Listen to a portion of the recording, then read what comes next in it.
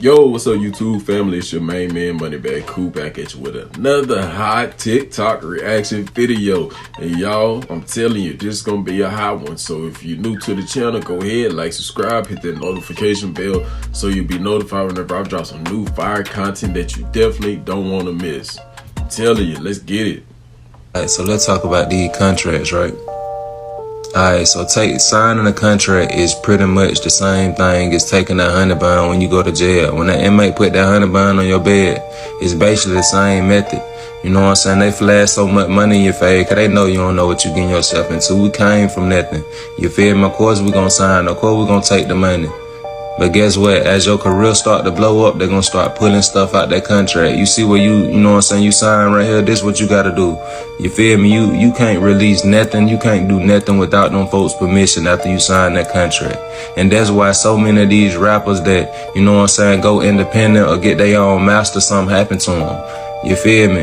Like, say if they want you to beef with a certain individual, you know what I'm saying? Now, even though you might not have no beef with that person at all, you gotta drop that diss on. You feel? They tell you, hey, drop a diss on toward that person. You feel me? These two record labels and already talk. You feel me? Okay, we're gonna make him drop a diss, then we're gonna make him drop one back. So it increase our views and we get more record sales and we get more money. You know what I'm saying? Now everybody, in our eyes, we thinking these people really beefing. You feel me? But in reality, they probably somewhere kicking it with each other. And it make it easier for the record label to pay somebody off to come kill you or something. You feel me? And now your fans thinking, oh, well, he died due to gun violence, or he died because he was in street wars, or he was in street beef with this person, or he died because he was, you know what I'm saying, he was promoting drugs, he was on drugs so heavy, you know what I'm saying? Nobody asks questions because everybody feel like they already know what happened. You worth more dead to them than you is alive, you feel me? When you die, all these folks gotta do is give your parents and stuff a little money.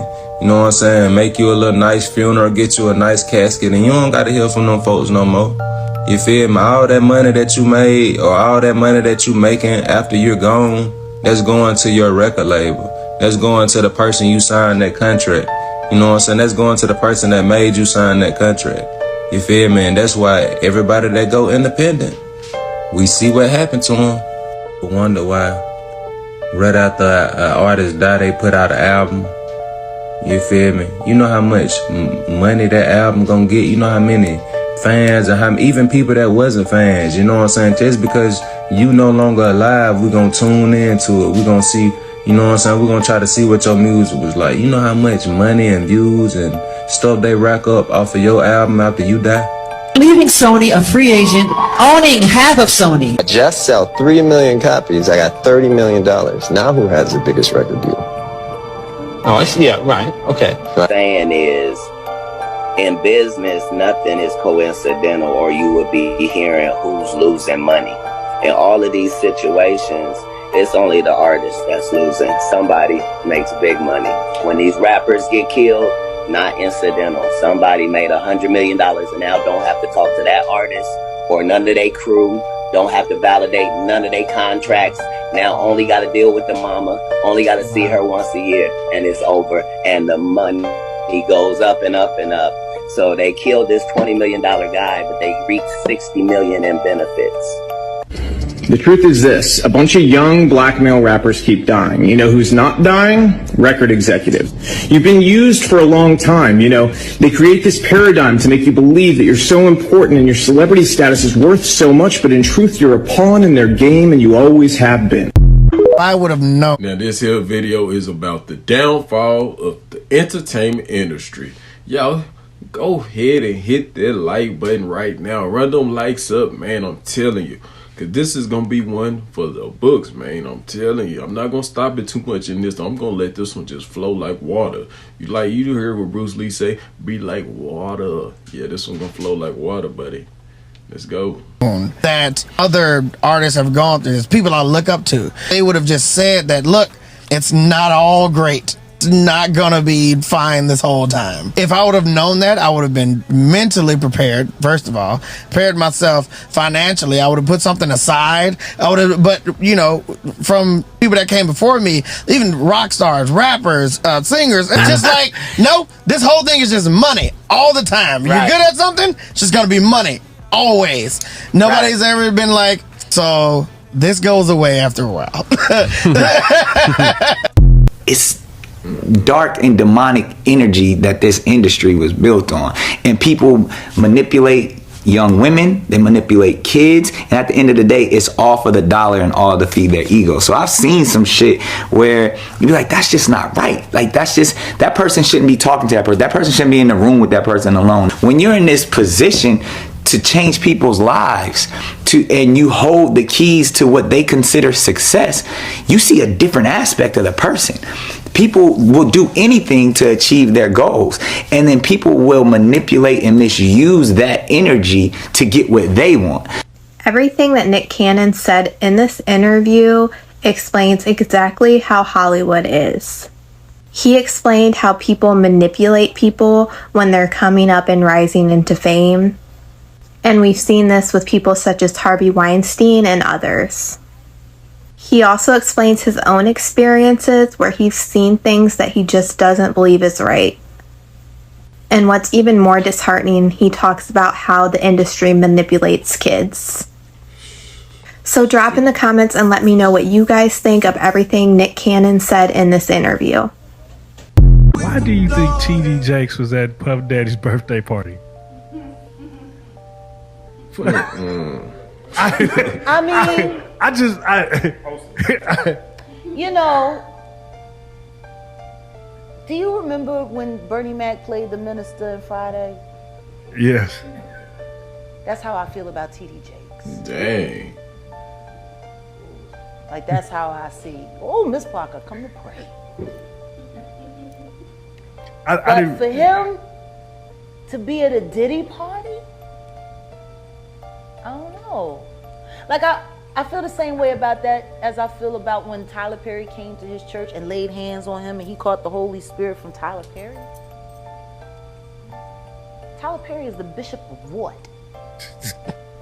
Like, I've never, like, and I cut a check for 100, and I'm gonna lay my hands on your bishop. And he said, and then the bitch said, it's on the fucking internet. He's doing all of this, right?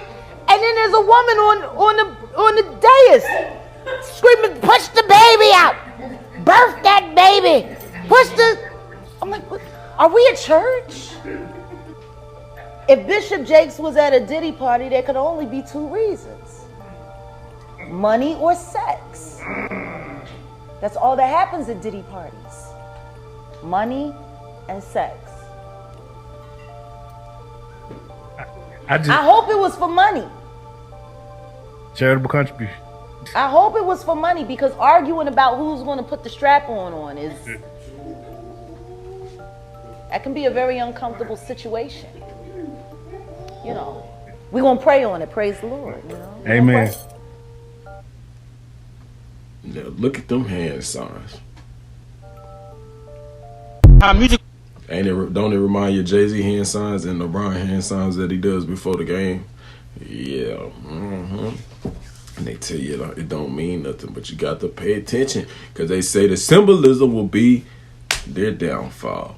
And what they're preaching in Friday say, let me get a little bit for my cataracts. You know what I'm saying? He say the Lord is his shepherd and he know what he want. And he wasn't talking about the same, he wasn't talking about God. You know, that's all I'm going to say. Let's get it. Works is this. Music is ran by the devil, magic, and witchcraft. Music is used as a way to push an agenda, okay? So what happens is, the devil's sole purpose is to get as many souls into hell, right?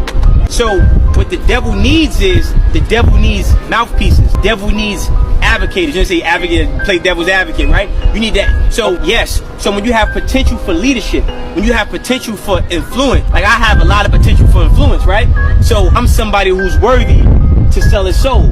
I'm somebody who's valuable for the devil. These people who have great influence, the devil wants that, like a scout, and that's what happens. Straight up, honey, really, I'm asking. That girl right there. Look. They attracting with that her. What's your name? What's your size? Her. I mean, my bad.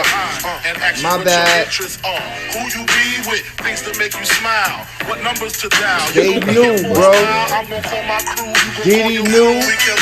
They knew, but hold on. Check it out. Look. He told us. LL. Lotitious. Skeevy. Right in our faces. Give me couscous, love me good. Damn. They knew the whole time. But is he good? I guess like the jeans. Diddy, LL, they all knew it, bro. Now, allegedly, they say back in the day, all the rappers knew it, and him, her, whatever y'all want to call it, you know what I'm saying, that person, they said that was a trans. It was not, you know, it was a male turned female. You know what I mean? But yeah, they said they knew about that. So like I've heard before in another video, they've been putting this in your face, man. That they say the rap industry was supposed to be, you know, so called against that, you know, homosexuality and stuff. And allegedly the whole time they've been, you know, a little flamboyant, like, you know, accepted, a little bit more accepting of it, you know, than what they would like, you know, what they would put on normally in front of everybody else, the world, you know what I'm saying? But like I say, it's blatantly in front of your face, so there you go. Illuminati, is the Illuminati real? Yes. Are there any other secret societies other than the Illuminati that maybe don't get as much press? Yeah, but they're evil and I don't them. Okay, so the Illuminati's not evil. They don't do, like, sacrifices. See, the problem is when there's people in control of anything, they get greedy, egos, so they ruin things and they make it evil. Mm-hmm. Care to elaborate? No.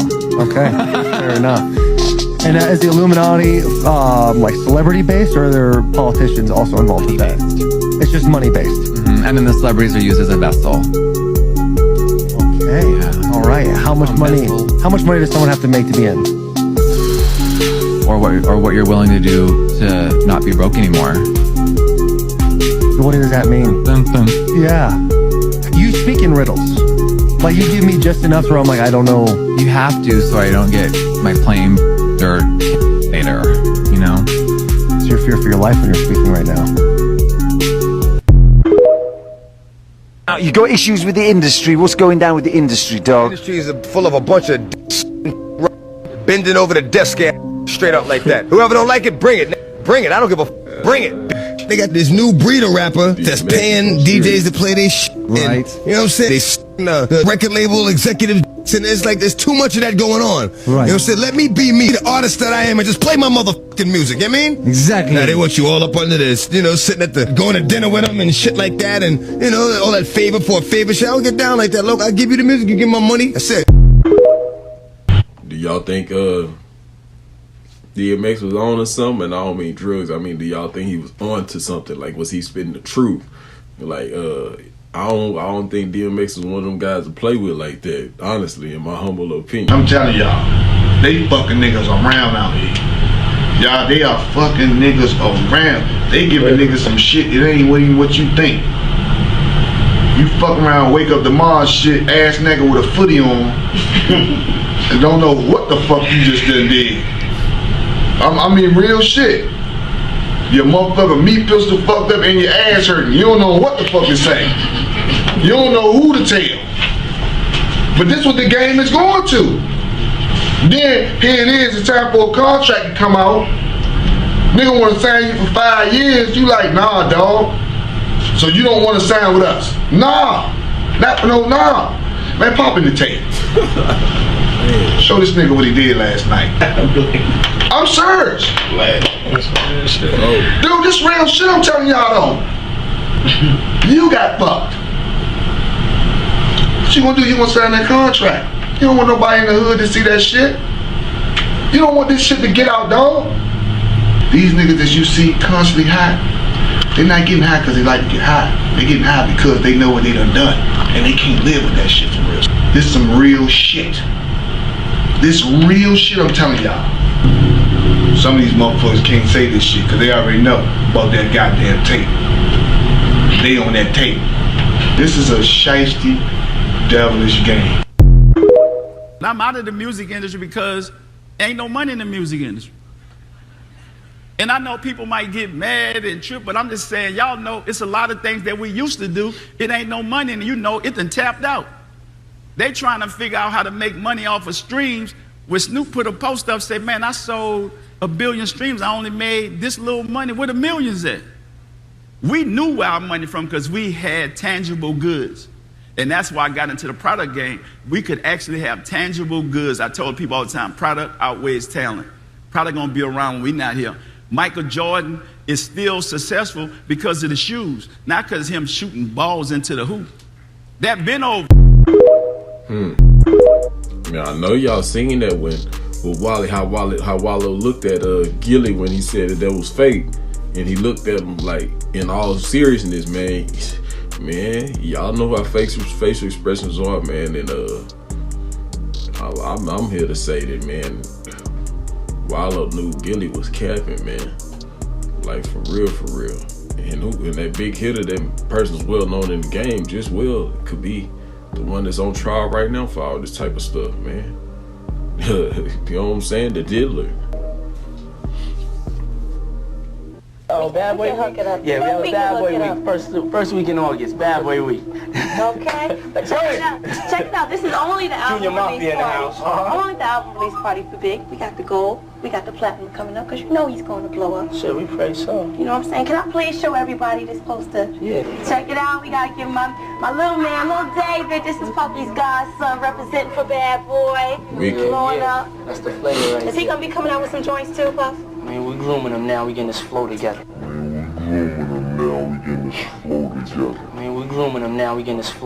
You know what I'm saying? The visionary of life. You know what I'm saying? Well, we're going to be chilling here at the Notorious Big's party. That's right. Y'all are missing it. Take your pants off.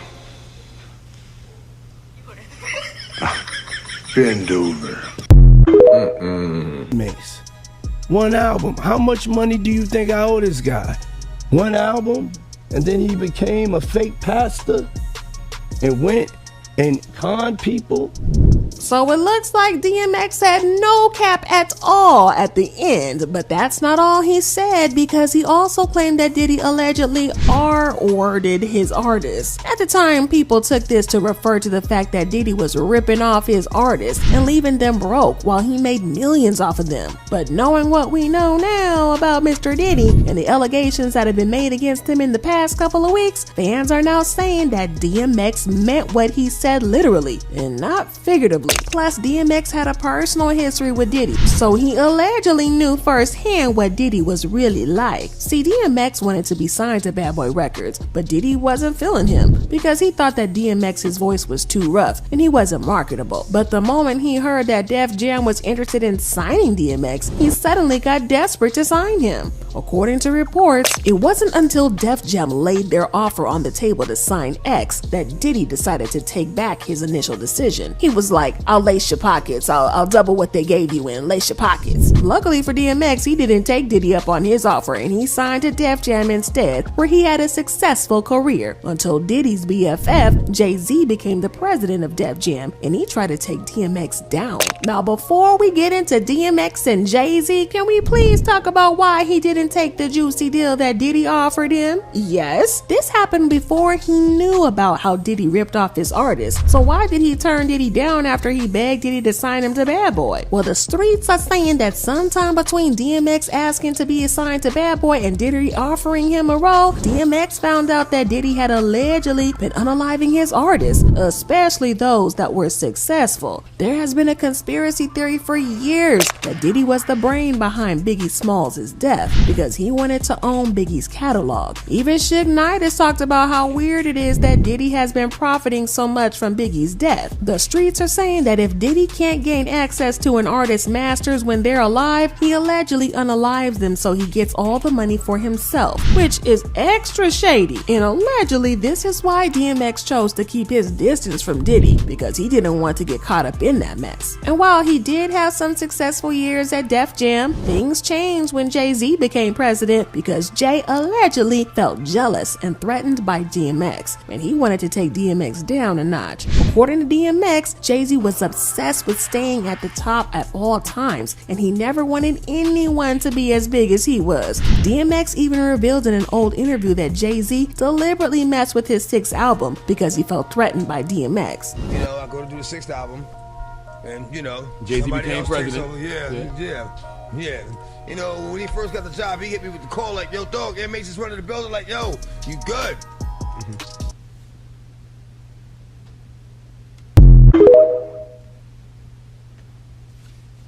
Any motherfucker walked down the street and said Suge Knight killed Tupac. Well, everybody know off the top, I ain't the nigga killed Tupac, I'm the nigga protected Tupac. Yeah. But at the same time, bitch ass Puffy can give him a motherfucking star, and every rat in the world said he didn't want to kill Tupac. Yeah. Or had him shot. Yeah. You know what I mean? But if you notice, it was a rat on television saying he the one did the shooting, this happened, that happened, this happened, that happened, right? Harold and Heavy D are dead. Kim Porter, who happens to be the record's longest employee, is dead. Al B. Sure had a terrible near-death experience, but in all of these, Diddy has never experienced any of these tragedies. To top it all, the dead ones had something in common. They were all writing tell-all books. You want to know what they all had in common, though? The survivors and the late of Uptown Records, they were all writing tell-all books. Could it be that these are mere coincidences? Did Diddy sacrifice his rappers to prevent them from saying something? We've got the answer to these questions, don't we? Diddy is one of the big fishes in the industry, with a net worth of $900 million, as estimated back in 2022. He has unarguably grown this amount over the years. But it doesn't matter, considering the many allegations levied against him over the years. Well, guess it matters to him. According to rumors, Tupac Shakur was his first victim. Tupac was one of the big names back in the day. He was loved by his fans and also his colleagues. Even Biggie had a lot to say about him. Tupac is a strong dude, yo. I know dudes, you know what I'm saying? Right. He's real strong. So when they was like he got shot, I was just more like, again? You know what I'm saying? He always getting shot or shot at. He gonna pull through this one again, make a few records about it, and it's gonna be over, you know what I'm saying? But when he died, I was just like, whoa. A lot wasn't said about his death until Keith D, a suspect in the case, leaked a secret in an interview. He said that Diddy planned to kill Tupac and Suge Knight the same day, but things didn't go as planned and the shooter shot only Tupac. He also admitted that his nephew, Baby Lane, was the person that shot Tupac on that very day. The FBI's, they don't do shit like this. You know what I'm saying? Greg Hayden, he was just a LA detective, you know what I'm saying? Tupac died on the 13th of November, 6 days after the ugly incident. His death was sudden, and his family and friends mourned him, but obviously, except Diddy, who is allegedly glad that he is no more. According to rumors, Diddy killed Tupac to get him out of the way. He got what he wanted, but he didn't stop there. He moved on to Biggie, who died via the same means as Tupac. He was shot after a show. Gene Deal, who was with Biggie at the scene before he was killed, narrated in an interview that the incident happened when Biggie was about to leave Bad Boy Records after getting himself a $62 million contract. He said, but I'm about to get this money. So he showed me, I said, you about to get that money? He said, yeah, look at this. It had Charlie Baltimore, Cameron, Little C's, Little Kim, Junior Mafia, Tracy, I don't know, Tracy Murray, Tracy Lee. Tracy Lee, and the commission. And I think the contract was for so many years for like 62 million. It comes out to like $62 million. Could it be that Diddy got to know Biggie's plans and the New Deal and became envious? Or did he become so scared? Coincidence or not? Me personally, I don't think nothing's ever just a coincidence, y'all. Everything happens for a reason. Like I always say, don't fall for the boo-boo, man. Pay attention. It's the plot, the ploy, and the play. You talked about how you found out that they're trying to set up Drake. They called me to set you up, want me to come and wet you up, cause you were out of town. What exactly was that about? Him and Diddy were beefing. He heard about the shit with Diddy, so I came through to vest you up. There were like calls, you know, going around LA, and it was like, you know, Drake here, Drake there, who will run up on him. I'm not saying it, you know, it didn't come from Diddy directly, but LA get tricky. So I hit him. I told him like, yo, this is what it is, but I got you. The P. Diddy case is about to bring down the entire rap and entertainment industry and expose some of the deepest, darkest secrets to celebrities you never saw coming. It's just been confirmed by prosecutors and Fox News that when the police raided Diddy's house, they actually found years of footage regarding Diddy's freak-off parties and sessions, with many celebrities being in these videos and spotted. And Diddy filmed the freak-offs, so he had the video for blackmail. Diddy's freak-offs have been going on for 15 years. That's a lot of tapes. The feds have their hands on all of them. They raided 2 of his homes earlier this year and walked out with his computers. They also seized freak-offs. Diddy's freak-offs were an open secret for insiders. Everybody knew about them. Nobody tried to stop them. This is a lot bigger than Diddy. You can't get away with 15 years of freak-offs without a little help. Did other music moguls get in on Diddy's action? Diddy's the one taking the hit. But this is just the tip of the iceberg. And this isn't the first time that we are hearing this, because a few months ago, P. Diddy's bodyguard actually came out to say that it is confirmed that P. Diddy has tapes of him doing inappropriate things with politicians, princes, and celebrities and actors. I don't think it's only celebrities going to be shook. He had politicians in there. Come on. He had princes in there. He also had a couple of preachers in there. You personally, you think they got tapes? Well, my personal opinion that if Lil Rob could be trusted and his statements are true, they got him. They got tapes of stuff. One of the easiest ways that P. Diddy was able to get away with this and do whatever he wanted to so many celebrities was actually by blackmailing them with money, and this was explained by Cat Williams. Gonna turn down $50 million. Now, I've had to turn down $50 million 4 times. 4 times. Just to protect my integrity and that virgin hole I was telling you about. Right. Because P. Diddy be wanting to party. And you gotta tell him no. You got to tell him no. I did. I did. See, I got the receipts for everything I'm telling you. That's why I can say them so freely. Of all the charges that Diddy is getting hit with, he is looking up to a life in prison, and the biggest question now is that is he going to just serve that sentence, or is he going to end up taking a plea and ratting out everybody else that took part in these parties? If Diddy rats out whoever else was at this party, it is going to be over for their entire career, because this is actually a clip in 2002 of Diddy describing how his parties are, and this is absolutely disgusting and disturbing. Okay. Now, we need alcohols. Right. Alcohols. Right. Not just one alcohol. Alcohols. Right. Just different blend. You need the ladies, you need the booze. You need some water. For watering plants? No, I don't know if guys have noticed this. Like, a lot of ladies drink water at parties. They just, so you have, if you don't have what they need, they're going to leave. Right. Got to keep them there. Right. You need locks on the doors. Okay, this is sounding kind of dangerous now. It's a little kinky, but rock with me. But just check it out. You need a lot of heat. A lot of heat. Yeah. Heat. You mean that physically the place has to be hot? You don't have no air conditioning. No air conditioning. No. Why is that? Heat affects the alcohol, and it also affects everybody gets a little bit more comfortable and loose. Builds up a nice little sweat. That just sounds disgusting. We start getting gets kind of sexy. Is that what you're saying? These are some photos that have just resurfaced back in the 90s of P. Diddy having his parties on a 150-foot giant bed. And as you can see right here, some of the people that took part at this party specifically was Dame Dash, Aaliyah, Jennifer Lopez, Jay-Z. And now, while these people aren't confirmed to be doing what Diddy is getting accused of now, this is not a good look. Right now, it is just a matter of time before these tapes come out to the public and we get confirmations of who was taking part with Diddy, or Diddy just exposes the people that he was doing these things with. So it is a ticking time bomb before a culture shift is about to happen in every single aspect of the entertainment world we've ever seen, and it's actually going to be insane. Now that is crazy, man. Imagine this, man, how Cat Williams and Gene and a couple of more people been talking about this before it is what it is now.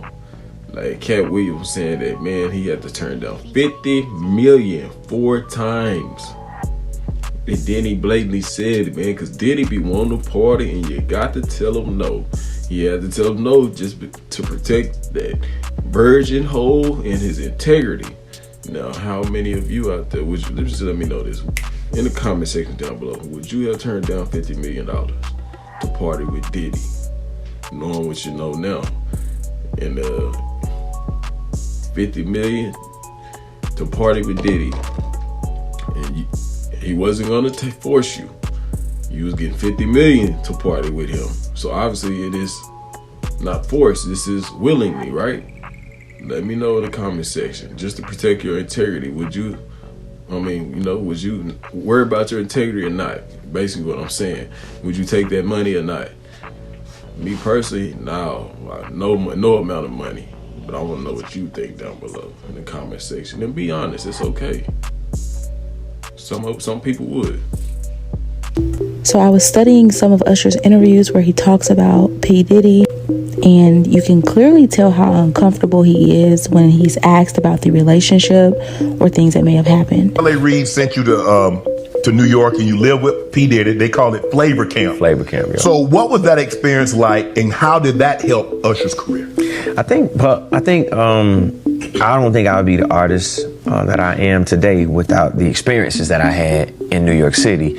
One, just being in a new place where I would have to adjust, right? I didn't have the comfort of home. And it was hard. There were a lot of things I seen and a lot of positions that I think I was put in where I had to make very, very tough decisions in my life about who I would be. And being 13, having that type of exposure, it was cool to go to Howard Homecoming with Puff. But these are places that a 13-year-old probably should not be. Most kids would be excited about it. Most kids are trying to figure out, how to be around, hot girls, pretty girls. I'm around grown women, and I'm seeing them do things and have experiences that I'm not quite ready for. We would fight, we would tussle. More than often, I think Puffy would say, man, you gotta chill, like you're just a little bit too intense. You gotta relax. Like, yo, man, I'm here to work, man. I ain't sang in a week. As a result of being around that man, Sean Puffy Combs, I don't sleep to this day. I have a problem sleeping to this day. I got it from him. This is a dude who just never slept. He's probably the first one to get up and the last one to go to sleep. Now, it's obvious that Usher is traumatized in that video, man. You can't tell me otherwise. It's obvious. It's blatant. seeing how traumatized Usher is and how he reacts to speaking on the situation or being asked questions about the situation really makes me side-eye him and question him on why he would send Justin Bieber to those same camps that he was allegedly essayed in. I can only imagine what Justin Bieber had to go through, and I really do hope that he heals from that as well. First off, I'd like to thank my sponsors, Johnson & Johnson. For decades, they've been helping me slide past resistance. You know, people always ask me how I do it. It really comes down to one thing. Never take no for an answer. My mentors, like Jay-Z, Michael Jackson, and R. Kelly always told me, no, it's just yes in disguise, and I truly believe that. Also, big ups to my man Bill. He's been coming to the parties since that Monica thing, and he's always kept me out of trouble. Okay. Out parties. In attendance were celebrities, politicians, athletes, international dignitaries like British royalty, Prince Harry, and music label executives. Lil Rod claimed some of the biggest names in the recording industry sponsored these parties with sex workers, drugs, and underage girls. The CEO of Universal Music, Lucian Grange, is named as a defendant. So is the former CEO of Motown Records, Ethiopia Habert Mariam, and others. Lil Rod says hidden cameras were in every room of Diddy's homes. Lil Rod believes that Mr. Combs possesses compromising footage of every person that has attended his freak-off parties and his house parties. Salacious tapes of Hollywood's biggest names, including record CEOs and politicians, doing drugs and cavorting with prostitutes and minors. The complaint argues that these freak-off parties were a business model. Young and up-and-coming talent attended and were promised career opportunities and access to music executives. They were then plied with drugs and alcohol, filmed. Some were blackmailed. There was a quid pro quo, according to the complaint. Lil Rod said not only were these music executives sponsoring these parties, they were handing Diddy large sums of cash that he used to pay for the sex workers and drugs. Something tells me the IRS is going to be interested. Was that Justin Bieber song that said, you going down, down, down? Hey, they going down.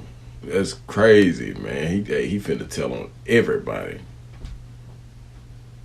784 male-shaped toys. Do you have any idea what that looks like? Well, I'm going to show you, because that's apparently how many of those they pulled out of the raid, no pun intended, on Diddy's house, when they also found the 1,000 bottles of lubricant and baby oil. Now, my favorite part of this is they found all of these and they're like, photo op. And I feel like this guy and this guy are doing their best to not crack a smile. And look, the situation's not funny. It really is quite serious, but this is a ridiculous amount of these. Now, the next thing I want to show you is a resurfaced clip, because apparently Diddy has been telling us what he's been doing for years. Just take a listen. No, I don't know if guys have noticed this. Like, a lot of ladies drink water at parties. They just, so you have, if you don't have what they need, they're going to leave. Right. Got to keep them there. Right. You need locks on the doors. Yeah, this is sounding kind of dangerous now. It's a little kinky, but rock with me, but just check it out. You need a lot of heat. A lot of heat. Yeah. Heat. You mean that physically the place has to be hot? You don't have no air conditioning. No air conditioning. No. Why is that? Heat affects the alcohol, and it also affects, like, everybody gets a little bit more comfortable and loose. Builds up a nice little sweat. The tunnels from Diddy's house led to Hugh Hefner's house. That naked pool was down there long before Diddy was able to buy a home. It was Hugh Hefner's house where most of the offenses that the women accused Bill Cosby of took place. At the Playboy Mansion. And everybody know Hugh Hefner was filming, had cameras in the wall. I don't know. Did anybody ever ask whether or not Bill Cosby had a freak-off tape?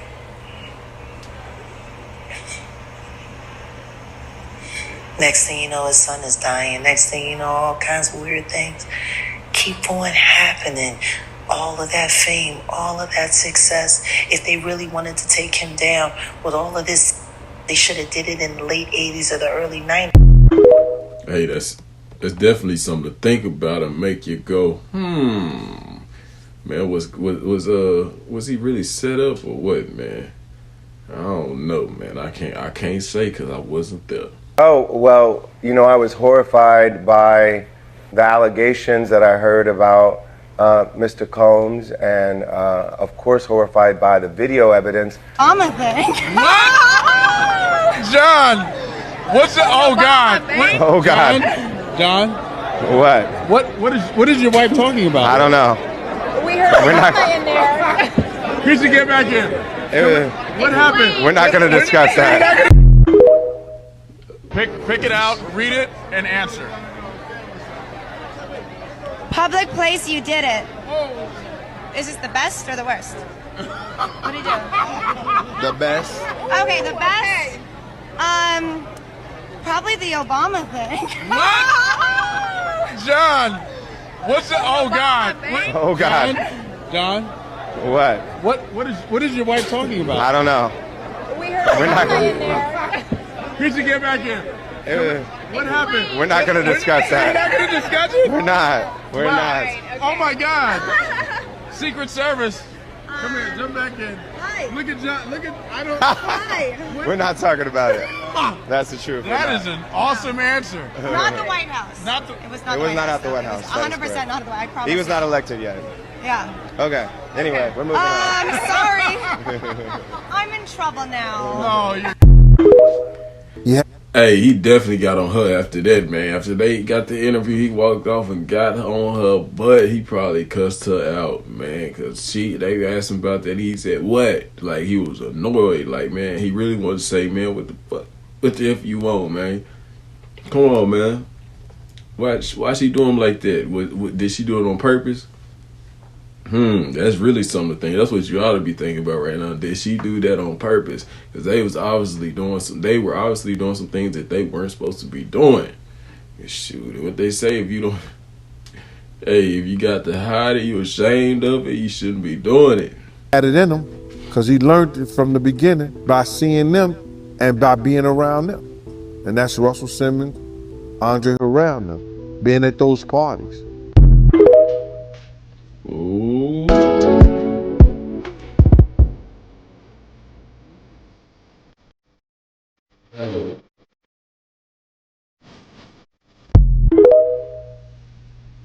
gonna give it to you raw. Parents make sure that you don't get f***ed. Straight up. There's a lot of f***ing going on in the entertainment industry, the music industry. Everybody's getting caught up into something. I'm cured now, though. Everybody, I'm cured. Everything's good. You know, y'all can have me over for dinner. Everything is good.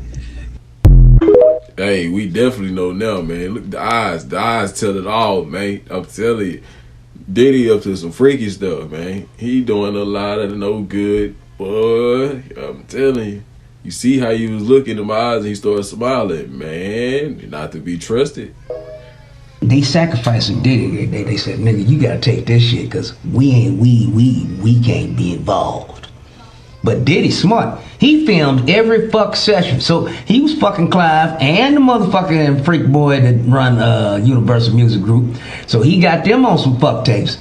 Now that's why they raiding the house, because they got friends in Homeland Security and the feds. And they said, get in there and get them tapes from this nigga. He trying to blackmail us. That's what I believe is going on. When man, they telling you everything right now. Becomes disenchanted with just making a living, when he turns to greed, it them every time. 3 weeks before the show was due to be taped, I called up Dion. I said, you know what? I can't do Soul Train, the second one. I can't do this. I can't do it. Legendary music executive, that would be the one and only Clive Davis. He has signed, as you know, some of the biggest names in the business, including Barry Manilow, Patti Smith, Billy Joel, Earth, Wind & Fire. The list is very long. Rumor has it that Barry White tried to warn Luther Vandross about Clive Davis. Barry and Luther were both big names in music. Barry had heard some things about Clive Davis that he thought Luther should know. Word on the street was that Clive Davis had a secret. He was very interested in men. Barry White, looking out for his friend, wanted to make sure Luther knew what he was getting into by working with Clive. Barry tried to warn Luther about Clive's hidden desires. This warning was meant to protect Luther, but what happened next is where it gets juicy. Did Luther listen to Barry, or did he choose to ignore the warning? Let's delve in. Barry White was a big name in music, known for his deep voice and romantic songs. Born in 1944, Barry started his career in the 1960s. By the 1970s, he became a huge star. People loved his music and his songs were always on the radio. Some of his most famous songs are Can't Get Enough of Your Love, Babe, and You're the First, the Last, My Everything.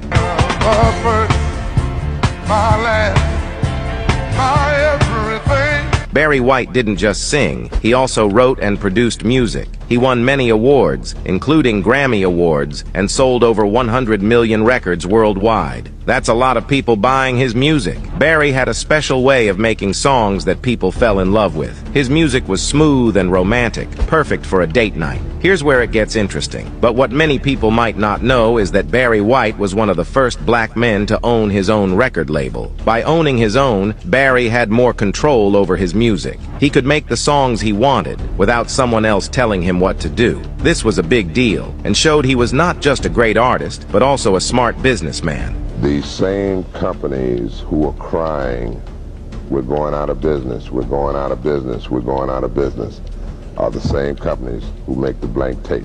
Now here's where it gets juicy. Barry White wasn't the only one doing big things in music. There was also Berry Gordy, who started Motown Records. Motown was home to big stars like Stevie Wonder and Diana Ross. While Berry Gordy was famous for finding and making stars, Barry White was known for his unique voice and style. The kicker is that both men changed the music world, but in different ways. Barry White made sure his music stayed true to his vision by owning his label. Berry Gordy, on the other hand, was great at spotting talent and making them stars through his label, Motown. Both left a big mark on music, but Barry White's way of owning his label gave him a special place in music history. Now, why did Barry White decide to leave these big record companies? During an interview section with Barry White, the interviewer asked him, when many folks are facing... Man, shout out to two of some of the greatest, man, but Barry trying to warn Luther, but Barry probably just didn't know Luther was willing to, you know, to play the game. That's all it was. Okay? That's enough. All right? You got one more chance. And I want you to introduce me to somebody that's going to make things happen for me. Oh, what the hell? Hey, Lucian, speak of the devil. Clyde, have you been hiding from me? Oh, no, bro, why would I do that? Look here, Lucian, this is Jamie. Jamie, this is Lucian Holden. He's the CEO of Devil World Records and Tapes. Look here, I'm gonna get on out of here. Hey, man, where you going? Business. Lucian, look here, about that thing I owe you, that loan. I'm gonna get that back to you as soon as I get my insurance settlement.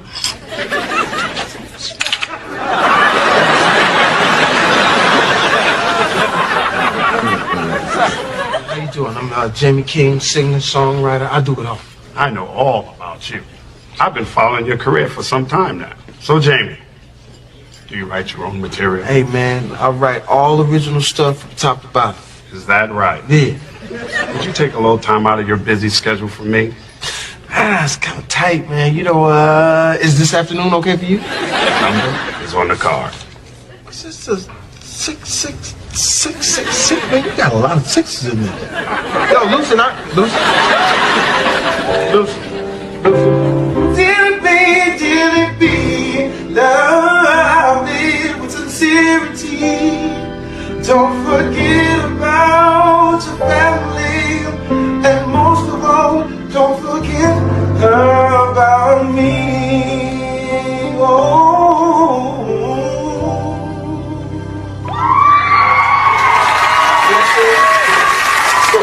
So what's up? What you think, man? Man, how do you come up with a song like that? Don't you know that that's a gift from God? That's a gift. Yeah. See, I wrote that for my ex-girl, man. You know, I was really feeling it. I was trying to let her know how I felt. You just go stick your finger in that hot-ass coffee, that don't bother you? Well, I know that song is a hit, and I can do a lot with it. Cool. Wow, you just going on down with the hot coffee, man. You so down. But see, I want my song to reach the masses, man. That's all I really want to do. And if it happens to make me filthy rich in the meantime, I ain't mad at it. I tell you, then I walked out there and I told the audience, I said, yo, y'all love me. Woo! Couldn't stand it out. Who's the beige fella and how can I be that? In due time, Jamie. He's my latest project. Now, you've heard of Babyface, haven't you? Yeah. He messed it up for all the broke brothers, you know. Well, that's not Babyface. Right. That is Baby Hair. Baby hair.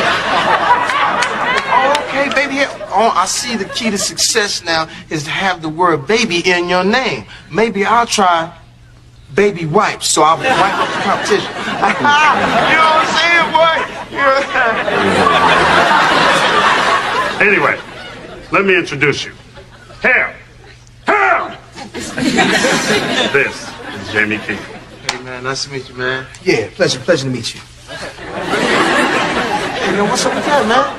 Oh, man, you didn't even shake my hand. Well, Baby Hair is a little eccentric. Something about germs affecting his prettiness or something. Yeah, well, Craig Mack must be shaking everybody's hand.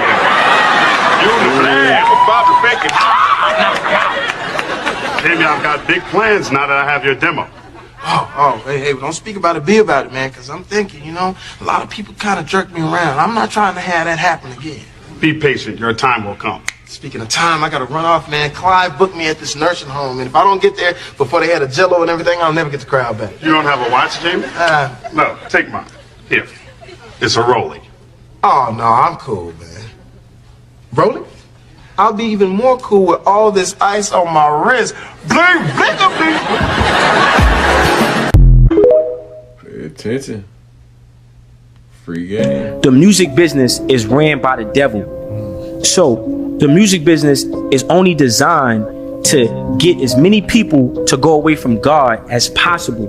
So what happens is the devil needs workers, and by workers, he needs people who have influence, who can mislead or misguide people away from the light into the darkness. So this is why the artist is powerful. So the artist is the mouthpiece. Okay, that artist is the mouthpiece between the devil and the fan.